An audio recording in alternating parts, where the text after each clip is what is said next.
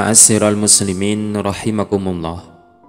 Diriwayatkan dari Sayyidah Aisyah Ummul Mukminin radhiyallahu anha, dia berkata, "Aku pernah duduk bersama di rumah. Tiba-tiba Rasulullah Shallallahu Alaihi Wasallam datang dan memberi salam kepadaku.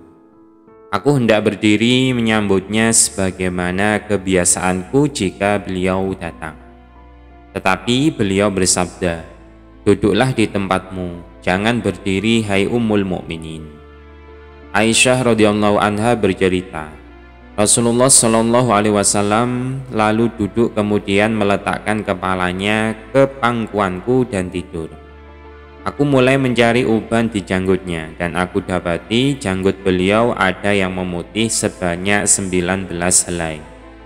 Aku berkata dalam hati, beliau tentu meninggal sebelum aku meninggal dan umat hidup tanpa nabi. Aku lalu menangis hingga air mataku meleleh ke pipiku dan menetes ke wajah beliau hingga beliau bangun dari tidurnya dan bertanya, "Mengapa engkau menangis, hai Ummul Mukminin?"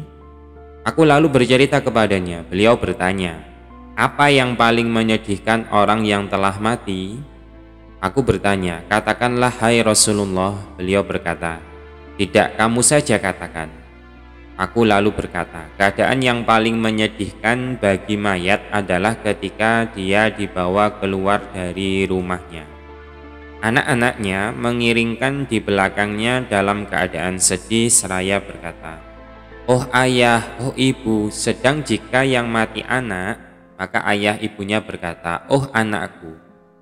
Nabi Muhammad SAW bersabda, "Ini memang menyedihkan, tetapi ada yang lebih menyedihkan daripada hal ini."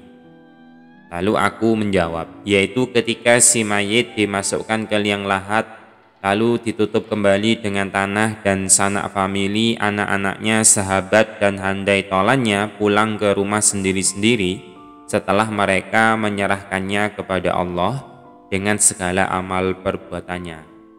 Lalu apa yang lebih menyedihkan daripada itu? Aisyah radhiyallahu an berkata, Allah dan Rasulnya lebih mengetahuinya.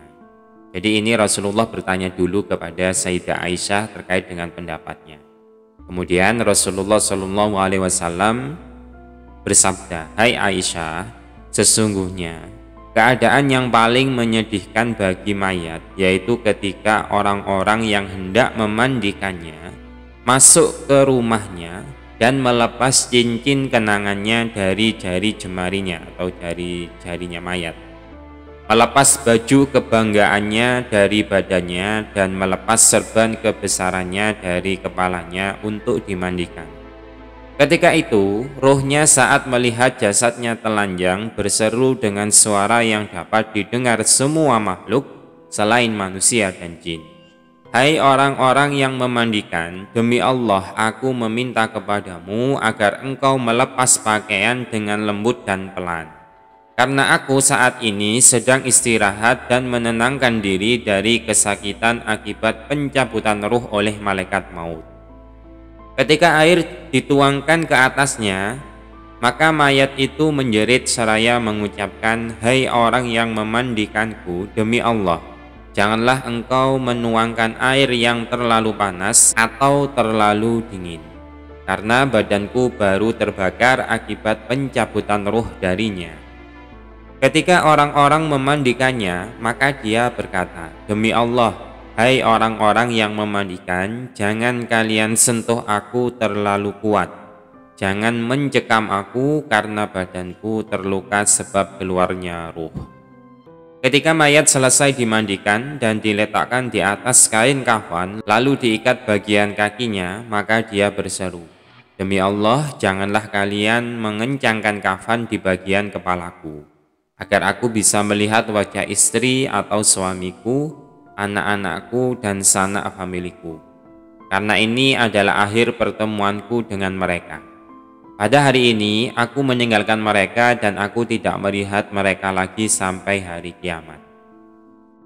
Ketika mayat itu dikeluarkan dari rumahnya, maka dia berseru, "Hai orang-orang, aku tinggalkan istriku sebagai janda, maka tolonglah jangan ganggu dia. Dan aku tinggalkan anak-anakku, maka janganlah kalian semua menyakitinya. Karena aku hari ini keluar meninggalkan rumah untuk selama-lamanya dan tidak akan kembali kepada mereka. Ketika mayat diletakkan di keranda, maka dia berseru, "Hai orang-orang, janganlah tergesa-gesa membawaku, agar aku dapat mendengar suara istri, anak-anakku, dan sanak familiku. Karena hari ini aku meninggalkan mereka sampai hari kiamat." Ketika mayat diangkat dan berjalan 3 langkah, maka dia berseru dengan suara yang dapat didengar oleh semua makhluk kecuali manusia dan jin, seraya berkata, "Hai kekasihku, teman-temanku, anak-anakku, janganlah kamu semua tertipu oleh dunia, sebagaimana ia menipuku. Janganlah kamu semua dipermainkan zaman atau umur, sebagaimana ia mempermainkanku, dan ambillah pelajaran dariku. Sesungguhnya aku telah meninggalkan apa yang aku kumpulkan kepada ahli warisku, tetapi mereka tidak mau menanggung dosa-dosaku sedikitpun. Padahal akulah yang dimintai pertanggungjawaban tentang harta kekayaan dunia itu. Kamu semua menikmati harta kekayaan dunia tersebut, tetapi tidak mau berdoa untuk kebaikanku." Ketika orang-orang selesai mensolati mayat dan sebagian keluarga dan teman-temannya pulang ke rumahnya, maka dia berseru, "Demi Allah, hai teman-temanku, sebenarnya aku tahu bahwa orang yang telah mati itu akan dilupakan oleh orang-orang yang hidup. Tetapi janganlah kalian semua melupakanku secepat ini sebelum kalian menguburku, supaya kalian semua melihat tempatku. Hai teman-temanku, sebenarnya aku mengetahui bahwa wajah orang yang telah mati itu lebih dingin dari air yang dingin di hati orang yang hidup. Tetapi janganlah kalian semua pulang secepat ini." Ketika orang-orang meletakkan mayat di pinggir kuburnya, maka dia berseru, "Hai golonganku dan teman-temanku, aku mendoakan kalian semua, tetapi kalian semua tidak mendoakanku." Ketika mereka meletakkan di liang lahat, maka dia berseru, "Demi Allah, hai ahli warisku, aku tidak mengumpulkan harta yang banyak, kecuali aku tinggalkan untuk kalian semua. Oleh sebab itu, ingatlah kalian semua kepadaku dengan memperbanyak amal kebaikan. Aku telah mengajar kalian semua Al-Quran dan akhlak, maka janganlah kalian lupa tidak mendoakan aku." Berdasarkan hadis ini, ada sebuah hikayat dari Abu Kilabah. Dia berkata, "Aku telah bermimpi melihat kuburan pecah atau terbuka. Semuanya dan mayat-mayat yang dikubur di situ keluar semuanya dan duduk di sebelah kuburan.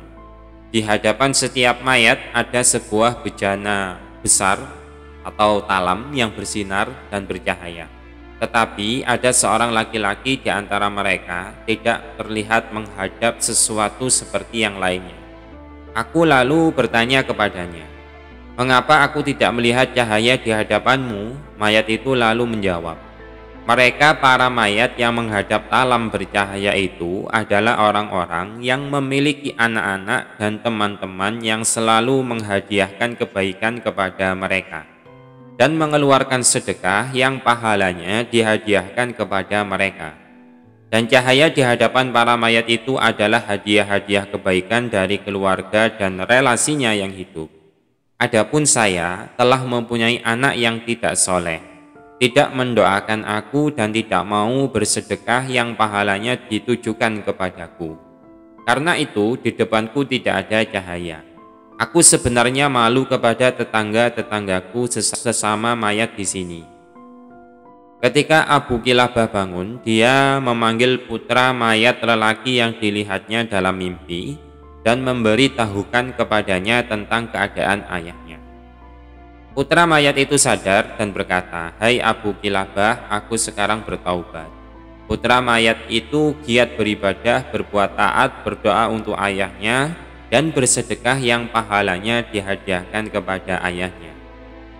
Selang beberapa lama, Abu Kilabah bermimpi melihat kuburan tersebut dan melihat laki-laki yang dulunya kuburnya tidak bercahaya, kali ini menjadi terang benderang, bercahaya lebih terang dari cahaya matahari. Si laki-laki itu berkata, "Hai Abu Kilabah, semoga Allah membalas kebaikan kepadamu. Aku sekarang tidak merasa malu kepada tetangga-tetanggaku." Dalam sebuah hadis diriwayatkan, malaikat maut pernah menjumpai seorang laki-laki di Iskandaria. Lelaki itu bertanya kepadanya, "Siapakah kaum ini?" Yang ditanya menjawab, "Aku adalah malaikat maut." Lelaki itu lalu gemetar dan menggigil tubuhnya. Malaikat maut itu lalu bertanya, "Mengapa kamu menjadi seperti ini?" Orang lelaki itu menjawab, "Karena aku takut api neraka." Malaikat maut itu berkata, "Maukah kamu aku tuliskan sebuah kalimat yang bisa menyebabkan kamu selamat dari api neraka?" Lelaki itu menjawab, "Tentu saja mau." Malaikat maut itu lalu mengambil selarik kertas dan menuliskan kalimat seraya berkata, "Kalimat ini membebaskan dari api neraka." Kemudian ada seorang lelaki yang makrifat mendengar lelaki lain sedang membaca Bismillahirrahmanirrahim. Lalu lelaki yang makrifat itu berkata, "Zat yang maha pengasih dalam kalimat ini, maka bagaimana bisa melihatnya?" Orang-orang kemudian berkata, "Sesungguhnya dunia bersama malaikat maut tak bernilai apa-apa." Aku lalu berkata, "Sesungguhnya dunia tanpa malaikat maut tidak bernilai apa-apa. Sebab malaikat mautlah yang menyampaikan atau mengantarkan seseorang kekasih kepada yang maha pengasih." Wallahu a'lam bishihati hadhil hikayah.